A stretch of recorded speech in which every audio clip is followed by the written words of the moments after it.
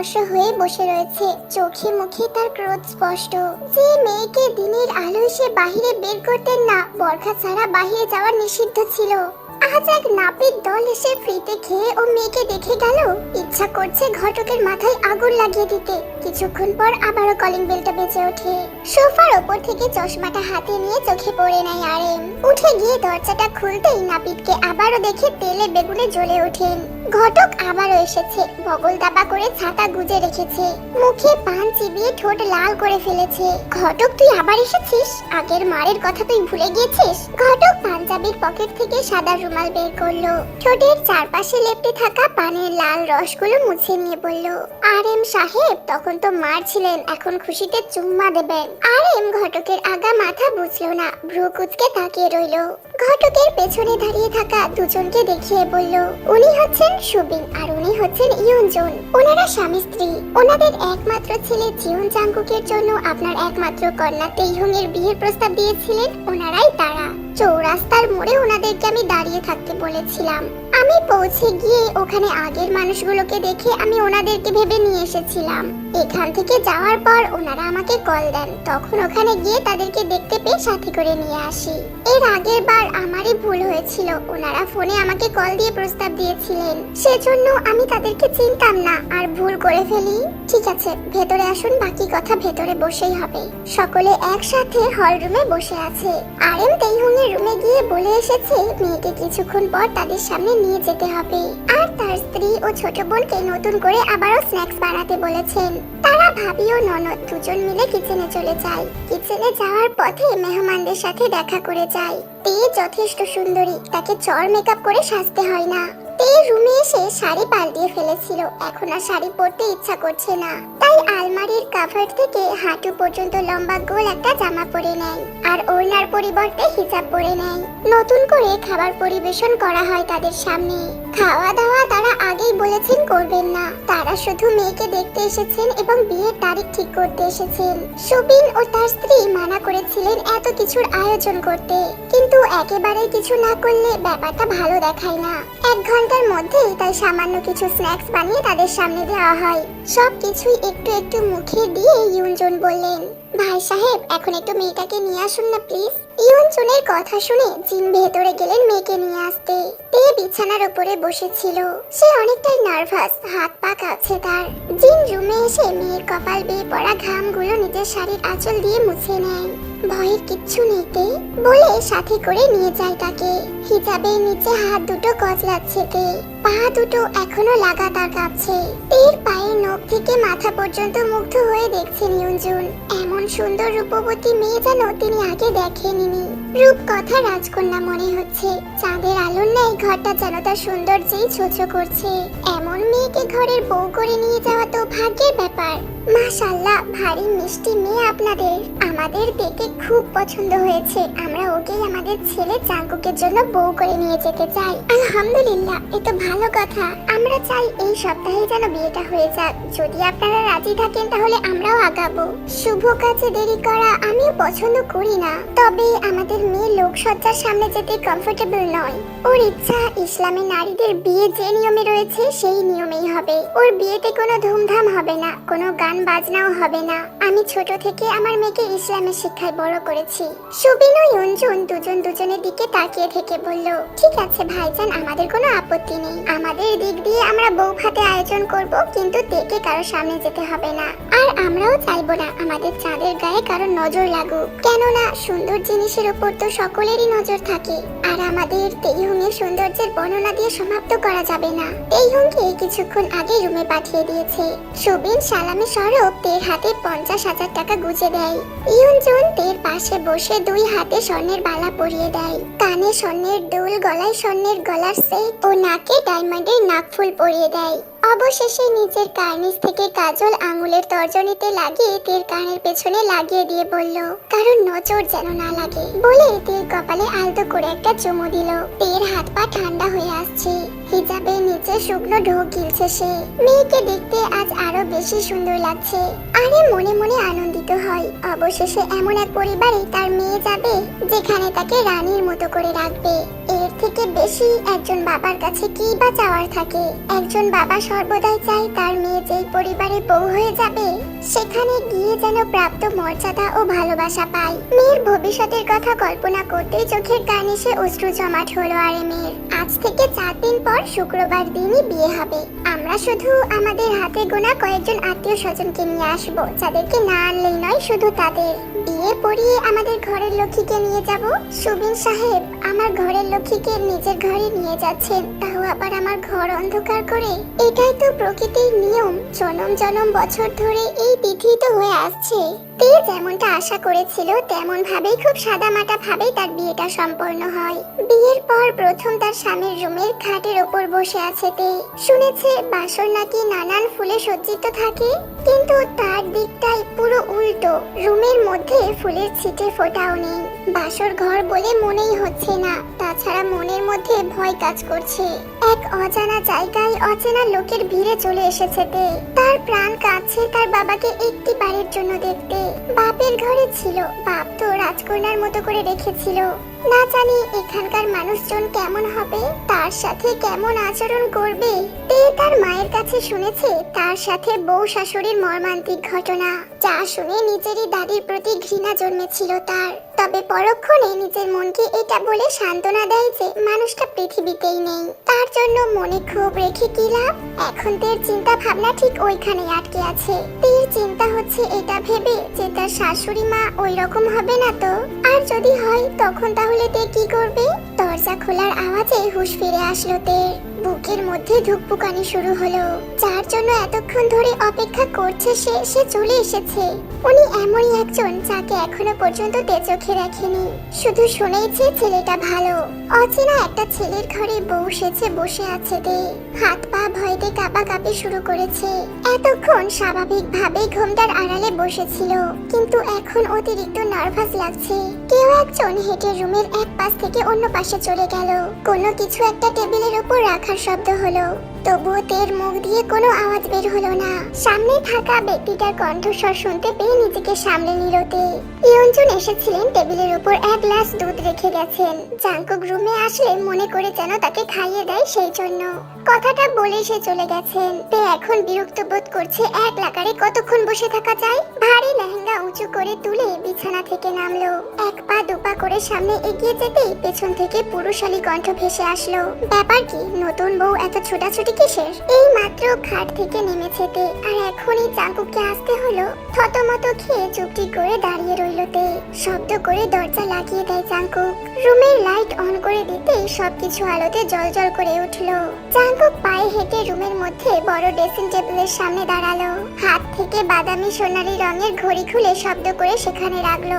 আয়নার ভেতরে তেকে দেখছে জাঙ্কুক। আজ যেন অধিক সুন্দর লাগছে তাকে। তে জাঙ্কুককে আগে দেখেনি, কিন্তু জাঙ্কুক দেখেছে তেকে। সেদিন রাতে রাস্তায় গাড়ি খারাপ হয়ে গিয়েছিল, যার ফলে জাঙ্কুককে পায়ে হেঁটেই বাড়িতে ফিরতে হবে। এত রাতে এই রাস্তায় রিক্সা পাওয়া তো মুশকিল, আর গাড়ি পাওয়া যাবে সেটা ভাবাই অবান্তর।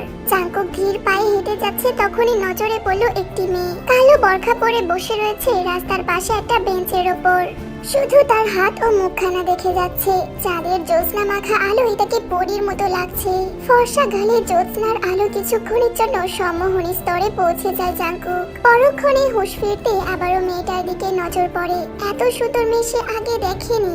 জাঙ্কুক ভেবে নেয় ওটা কোনো মানুষ নয়।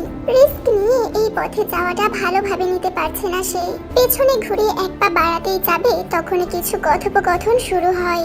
আব্বা তুমি এসেছো? হ্যাঁ রে মা, কেন তুই একলা ভয় পাচ্ছিলিস বুঝি? আব্বা তুমি কিন্তু জানো আমি ভূতে ভয় করি না। ও হ্যাঁ তাই তো, এটা তো আমি ভুলেই গিয়েছিলাম। বলেই দুজনে সশব্দে হেসে উঠলো। জাঙ্কুক দুজনের দিকেই তাকিয়ে থাকলো। তার ধারণা ভুল ছিল, সেটা লোকটা আশায় বুঝতে পারে সে। মনের করে একটাই প্রশ্ন উকি দিয়ে যাচ্ছে, এত সুন্দর নারী কি আদৌ সম্ভব সে মানুষ? জাঙ্কুকের অজান্তে তার মনের কোণে জায়গা করে নাইতে। আরো কিছুক্ষণ বসে থাকলো বাপ বেটি, তারপর উঠে হাঁটা দেয় বাড়ির উদ্দেশ্যে। জাঙ্কুক গাছের আড়ালে লুকিয়ে দেখছিল সবটা। যখন তারা উঠে গেল সেও তাদের পেছন পেছন চললো। একদম বাড়ি পর্যন্ত এসেছিল। কোন বাড়িতে থাকে নিজ চোখে দেখে নেয় সে। তারপর বাড়ির উদ্দেশ্যে রওনা হয়। বাড়িতে এসেই ফ্রেশ হয়ে রাতের খাবার খেয়ে নেয়। অফিসের কিছু ইম্পর্টেন্ট ফাইল বাকি ছিল, সেগুলোতেও নজর বুলিয়ে দিচ্ছে। দরজার বাহির থেকে কেউ একজন বলল, আর কত কাজ করবি বাবা, সারাদিনই তো কাজ করিস, এখন এসব বন্ধ করে ঘুমিয়ে পড়। এই তো মার একটু, তুমি গিয়ে ঘুমিয়ে পড়ো। আরো কিছুক্ষণ মন দিয়ে কাজ সম্পূর্ণ করে রুমের লাইট অফ করে বিছানার সাথে গা এলিয়ে দেয়। সাথে সাথে চোখের সামনে ভেসে উঠলো তের মুখখানি, কানে ভাসছে তার কণ্ঠস্বর, বারবার হাসির শব্দ তার শান্তি কেড়ে নিচ্ছে। বিছানা ছেড়ে উঠে বসলো, প্যান্টের পকেট থেকে একটা সিগারেট বের করে ব্যালকনিতে চলে গেল। সিগারেটে আগুন লাগিয়ে টানছে, মুখ দিয়ে ধোঁয়া বের করছে। এখন যেন একটু শান্তি লাগছে তার। চাঙ্কুক ভেবেছিল এটা মোহ, সময়ের সাথে কেটে যাবে, কিন্তু আবারও সে ভুল প্রমাণিত হলো। রাত হলেই তেকে সে দেখতে পেত। বাধ্য হয়ে বাবা মাকে জানালো তার একজনকে পছন্দ, আর বিয়ে করলে তাকেই করবে।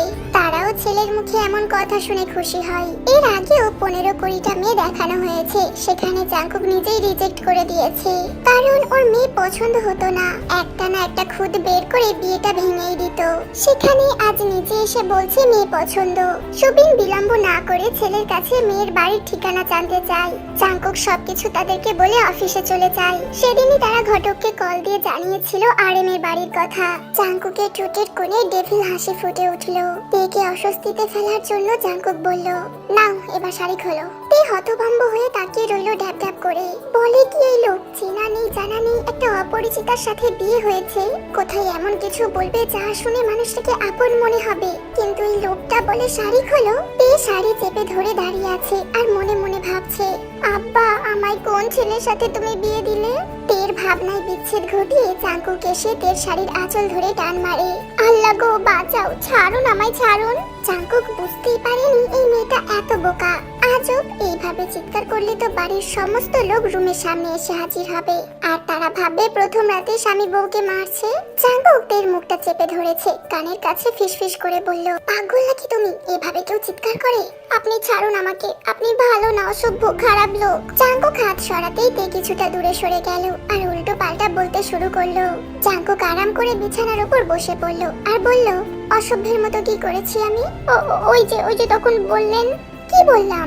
ওই যে তখন শাড়ি খুলতে বললেন। হ্যাঁ বলেছি, তোমার সুবিধার কথা চিন্তা করেই বলেছি, নাকি তুমি চাও আমি খুলি? এই না না।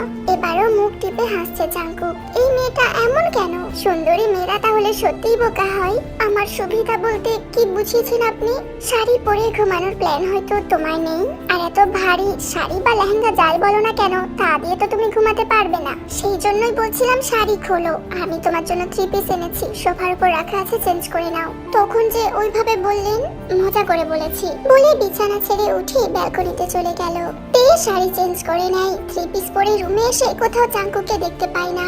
সে ভাবে হয়তো জাঙ্কুক ব্যালকনিতে দাঁড়িয়ে আছে, তাই সেখানে যাওয়ার জন্য পা বাড়ায়। ব্যালকনিতে আসতেই তে কাশি শুরু হয়ে যায়। বারান্দা জুড়ে সিগারেটের ধোঁয়া ছড়াছড়ি। আকস্মিক জাঙ্কুক সিগারেট ব্যালকনি থেকে নিচে ফেলে দিল। 2 হাত দিয়ে উপরে ধোঁয়াগুলো বার করার চেষ্টা করছে। তের কাশি এখনো বন্ধ হচ্ছে না দেখে জাঙ্কুক তের পাশে এসে দাঁড়িয়ে হাতটা ধরতেই যাবে।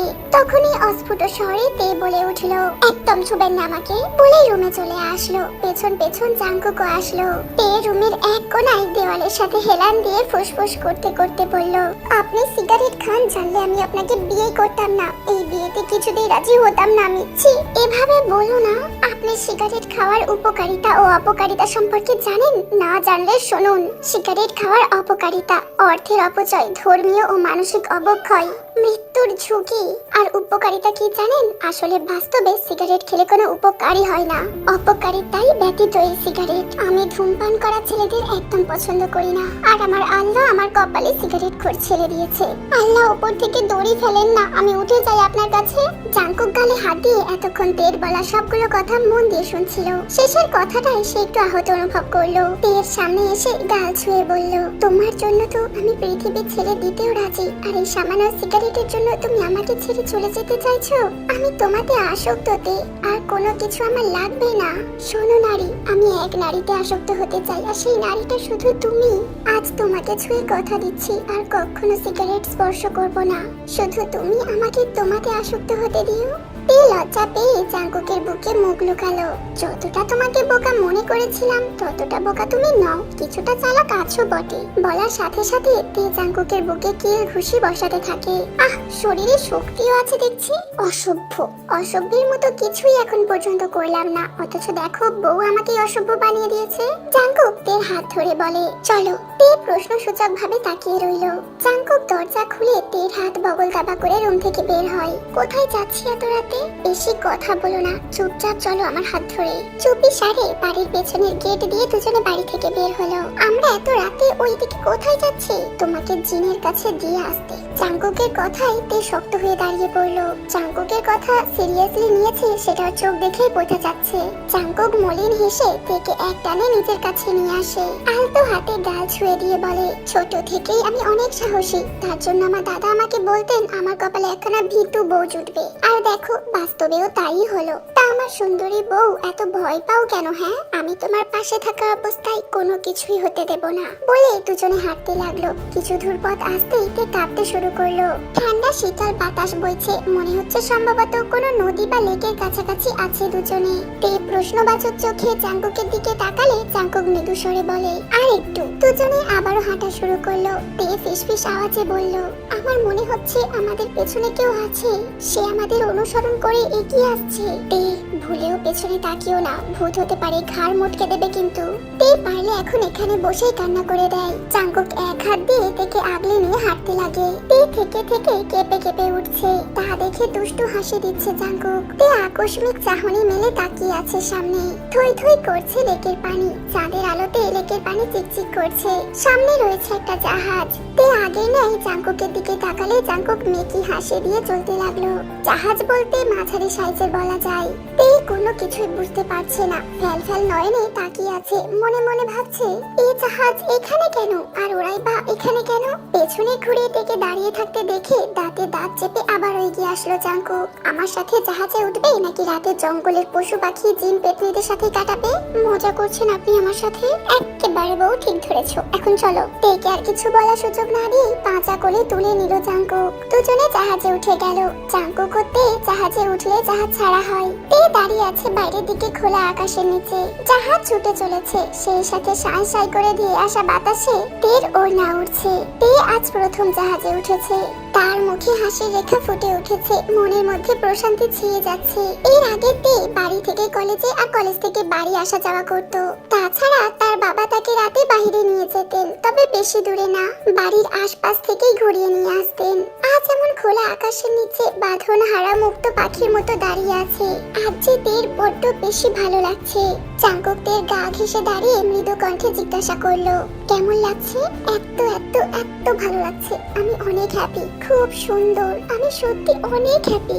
আরো একটা সারপ্রাইজ আছে তোমার জন্য, আর সেটার জন্য আমাদের জাহাজের ভেতরে রুমে যেতে হবে। কি যাবে তো? প্রথমে তে ভ্রু কুঁচকালো, পরক্ষণে দুদিকে মাথা নাড়িয়ে যাওয়ার জন্য সম্মতি জানালো। তে কোনো কিছু ভাবার আগেই জাঙ্কুক আবারও তেকে কোলে তুলে নিল। তে শুরুতে ছোটাছুটি করে, পরে থেমে যায়, শার্টের কলার চেপে ধরে। জাহাজের রুমের সামনে এসে জাঙ্কুক তেকে কোল থেকে নামিয়ে দেয়। দরজা খুলতেই তে আরেক দফা অবাক হয়। তে রুমের মধ্যে ঢুকে দেখতে পায় পুরো রুমটা শুধু নানান রকম ফুল দিয়ে সাজানো। এখানে এমনও কিছু ফুল রয়েছে যার নাম তে নিজেও জানে না। তের মুখে ফুটে ওঠে এক চিলতে হাসি। তে এদিক সেদিক ছোটাছুটি করছে, সাথে সাজানো ফুলগুলো ছুঁয়ে দিচ্ছে। সঙ্গেই ফিক করে হেসে উঠেছে তে। জাঙ্কুক কোমরে হাত দিয়ে দাঁড়িয়ে আছে, ভাবান্তর হয়ে তাকিয়ে আছে তের দিকে। তেকে বাচ্চাদের মতো করতে দেখে জাঙ্কুক ফিক করে হাসলো আর বিড়বিড় করে বলল জাঙ্কুক প্রস্তুতি নিয়ে নাও ভাই, একটা বাচ্চা মেয়েকে তুমি বিয়ে করেছো। এই বাচ্চা মেয়েকে বড় করানোর জন্য তোমাকে যে কি কি করতে হবে সেটা আল্লাহই জানেন। তে জাঙ্কুকের দিকে তাকিয়ে কিছু জিজ্ঞাসা করতে গিয়েও থেমে যায়। জাঙ্কুক পেছন থেকে হেঁটে তেকে জড়িয়ে ধরে বলল আজ আমাদের ফুল সজ্জা, আর আমি আমাদের ফুলের সজ্জা ফুল ছাড়া করব কি করে? মানে আপনি এসব আগে থেকেই প্ল্যান করেছিলেন? কিন্তু কেন? আমার ঘরের চাঁদের আলো যে খোলা আকাশের নিচে শোভা পায়, ঘর বন্দি করে আমি তাকে রাখতে চাই না। সে এত বছর অনেক বন্দী হয়ে থেকেছে তার বাবার ঘরে, এবং তিনি সময় মতো আমার আমানত আমার হাতে তুলে দিয়েছেন, আর আমার সেই আমানত হচ্ছে তুমি। কখনো কোথাও যাওনি, কোথাও বের হওনি, এখন থেকে বের হবে, আজ থেকে শুরু। পথ চলার সঙ্গী হব, পাশে থাকবো, পথ চিনাবো, নদী দেখাবো, হাতে হাত রেখে আসমানে তারাদের সাথে আড্ডা দেব, আবার ভালোবাসার অতল সাগরে ডুব দিয়ে ভেসে উঠবো। সারা জীবনের দুঃখ কষ্ট আনন্দের সঙ্গী হব, একসাথে বুড়ো হব, তবু আমি থাকবো এক নারীতে আসক্ত। তোমার হাতে হাত রেখে আমি পার করে দেব আমার যৌবন। বৃদ্ধ হব তুমি আমি, কালো চুলগুলো পাকন ধরবে, তবু আমি তখন বলবো ভালোবাসি আমার ধলা বুড়ি রে। বলেই তের গালে হাত লাগলো। ধ্যাত বলেই তে যখন চলে যাচ্ছিল, চাঙ্কু পেছন থেকে তার হাতটা টেনে তাকে কোলে তুলে নিল। হাজারো সুগন্ধি ফুলের বিছানার উপর থেকে শুইয়ে দিল। তের কানের কাছে ফিসফিস করে বলল, আজ চাইলেও পালাতে পারবে না, আমি আবদ্ধ করে নিয়েছি তোমাকে আমার জালে, যে জাল কেটে যাওয়ার সাথে তোমার নেই। তে মুখ খুলে কিছু বলতে চায়, কিন্তু তার আর বলা হয়ে ওঠে না। তের মুখের দিকে তাকিয়ে চাঙ্কু অদ্ভুত নেশায় মত্ত হয়ে যায়। পানির ঢেউয়ের সাথে তারাও যেন তলিয়ে যাচ্ছে কোথাও। জাহাজের ভেতরে চাঁদের জ্যোৎস্নার আলো উপচে পড়ছিল। সে আলোকে সাক্ষী রেখে দুইজন মানব দেহ এক হয়ে যায়। পূর্ণতা পায় একজন প্রেমিকের ভালোবাসা।